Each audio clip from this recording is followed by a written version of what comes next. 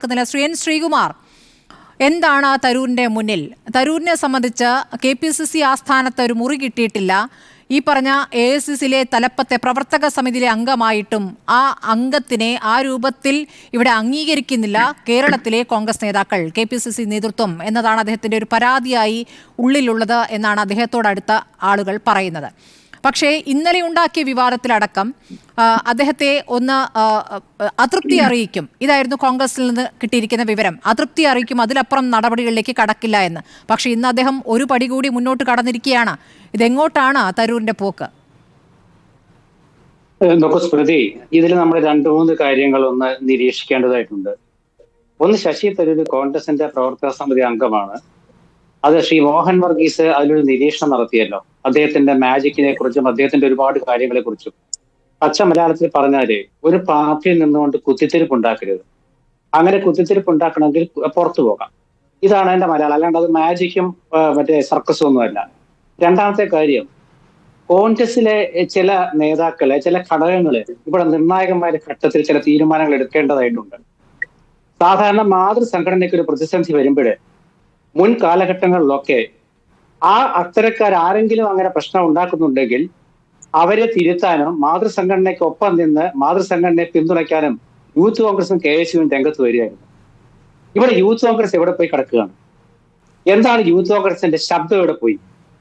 കോൺഗ്രസിന്റെ പ്രവർത്തക സമിതി അംഗം 2 ദിവസമായിട്ട് കോൺഗ്രസിനെ പ്രതിസന്ധിയിലാക്കുന്ന പ്രസ്താവനകൾ നടത്തിയിട്ട് ഇന്ന് 2 രക്തസാക്ഷികളെ കുറിച്ച് എഴുതിയ പോസ്റ്റ് മുക്കിയിട്ട് ഇവിടുത്തെ യൂത്ത് കോൺഗ്രസ് ഒന്നും പറയാനില്ലേ? സാധാരണ 70കളിലെ യൂത്ത് കോൺഗ്രസിനെ പഠിക്കണം. ഇപ്പോഴത്തെ യൂത്ത് കോൺഗ്രസ് AK ആന്റണിയുടെ നേതൃത്വത്തിലുണ്ടായിരുന്ന ഒരു സമ്പർക്ക ഗ്രൂപ്പ് അവരെവിടെ പോയി? ശശി തരൂർ എന്ന വർക്കിംഗ് കമ്മിറ്റി അംഗം കേരളത്തിലെ കോൺഗ്രസിന് ഉണ്ടാക്കുന്ന ഈ ഒരു കെടുതിയെ കുറിച്ച് AICCയിൽ അവരെന്ത് പരാതി കൊടുത്തു? അവരെന്താണ് തിരുത്താൻ ശ്രമിക്കാത്തത്? അവരെന്താണ് മാതൃസംഘടനയോട് ആവശ്യപ്പെടാത്തത്? അതാദ്യം തീരുമാനിക്കട്ടെ. ഒന്ന്. രണ്ടാമത്തെ കാര്യം, ശശി തരൂരിന്റെ നിലപാടുകളെ ഒരിക്കൽ പോലും അംഗീകരിക്കാത്ത ഒരു കോൺഗ്രസ് പക്ഷപാതിയാണ് ഞാൻ. കാരണം അദ്ദേഹം പരിപൂർണ രാഷ്ട്രീയക്കാരനല്ല, അദ്ദേഹം പരിപൂർണ കോൺഗ്രസ്സുകാരനുമല്ല. അദ്ദേഹത്തിന് M. ഹസൻ പറഞ്ഞ പോലെ, M. ഹസൻ മാത്രമല്ല നമ്മളൊക്കെ പറഞ്ഞിട്ടുണ്ട്, സാധാരണ പ്രവർത്തകന്റെ വികാരം മനസ്സിലാകുന്നില്ല. എന്താ സാധാരണ പ്രവർത്തകന്റെ വികാരം? അത് പ്രതിപക്ഷത്തിരിക്കാനുള്ള ആ ഒരു നിരാശ മാറ്റിയെടുക്കുക എന്നുള്ളതാണ്. ശശി തരൂരിനെ സംബന്ധിച്ചിടത്തോളം അദ്ദേഹം പ്രതിപക്ഷത്തായാലും ഭരണപക്ഷത്തായാലും അദ്ദേഹം നിങ്ങളൊക്കെ നേരത്തെ പറഞ്ഞ പോലെ ആഗോളതലത്തിൽ ശ്രദ്ധിക്കപ്പെട്ട ഒരു വ്യക്തിത്വമാണ്. അദ്ദേഹത്തിൻ്റെതായ ഇടമുണ്ട്. ഒരു വ്യക്തി എന്ന നിലയ്ക്ക് അദ്ദേഹത്തിന് ഇടമുണ്ടാക്കിക്കോട്ടെ. പക്ഷെ കോൺഗ്രസിന്റെ മേൽവിലാസത്തിൽ ഇടമുണ്ടാക്കാൻ ശ്രമിക്കുന്നതിനാണ് നമ്മളൊക്കെ എതിർക്കുന്നത്. ഇന്ന് വീക്ഷണം കോൺഗ്രസിന്റെ മുഖപത്രമാണ്. അതിന്റെ ഹെഡിങ് സ്മൃതി വായിച്ചു കാണും. ആരാച്ചാർക്ക് അഹിംസ അവാർഡോ എന്നാണ് ചോദിച്ചിരിക്കുന്നത്. ആരാണ് ആരാച്ചാര്? ഇടതുമുന്നണി ഗവൺമെന്റ്. അവർക്ക് അഹിംസ അവാർഡ് കൊടുക്കുക എന്ന് വെച്ചാൽ അത് പാർട്ടിയുടെ ചോദ്യമാണ്. അത് ശശി തരൂരിന് മനസ്സിലാകുന്നില്ലെങ്കിൽ അത് മനസ്സിലാക്കി കൊടുക്കാൻ യൂത്ത് കോൺഗ്രസിന് കഴിയണം. വീക്ഷണം ഒരു മലയാളം പത്രമാണല്ലോ. തരൂർ അത് വായിച്ചു കാണില്ല. ഇംഗ്ലീഷ് അറിയാത്തവരെയാണ് അദ്ദേഹം ഇന്നലെ പരിഹസിച്ചത്.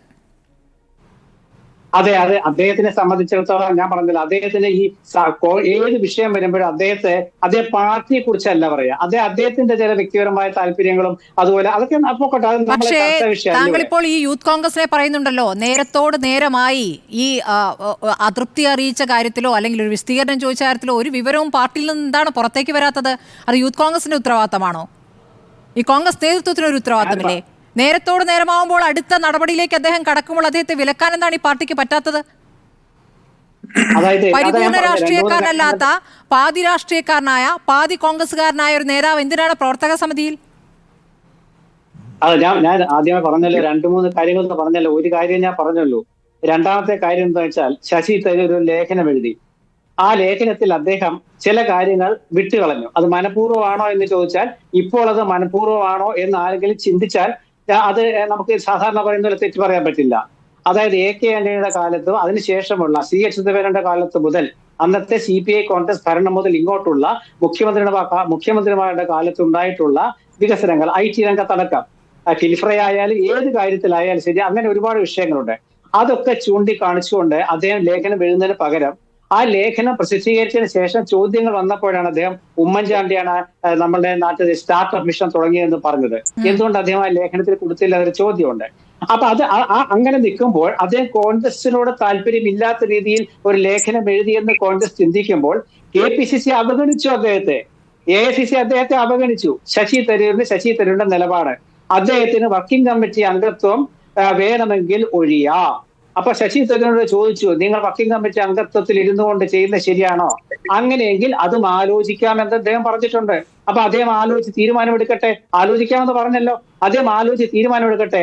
പരമോന്നത സമിതിയിൽ ഇരുന്നുകൊണ്ട് ഇടതു മുന്നണി ഗവൺമെന്റിനെ പ്രോത്സാഹിപ്പിക്കേണ്ട കാര്യമില്ല. അങ്ങനെ അദ്ദേഹം ഇരുന്നു കൊണ്ട് അതിൽ തീരുമാനമെടുക്കുകയല്ല ചെയ്തത്, അടുത്ത പോസ്റ്റ് തന്നെ പുതുതായി അദ്ദേഹം ഇടുകയാണ് ചെയ്തത്. അതിൽ അദ്ദേഹം ഗാന്ധിയൻ സമീപനം സ്വീകരിച്ചുകൊണ്ട് CPM-നെ വിമർശിക്കാതെ, CPM എന്ന പാർട്ടിയുടെ പേര് പറയാതെ ഒരു ഉപദേശമാണ് അത് ആ പോസ്റ്റിൽ നൽകിയിരിക്കുന്നത്.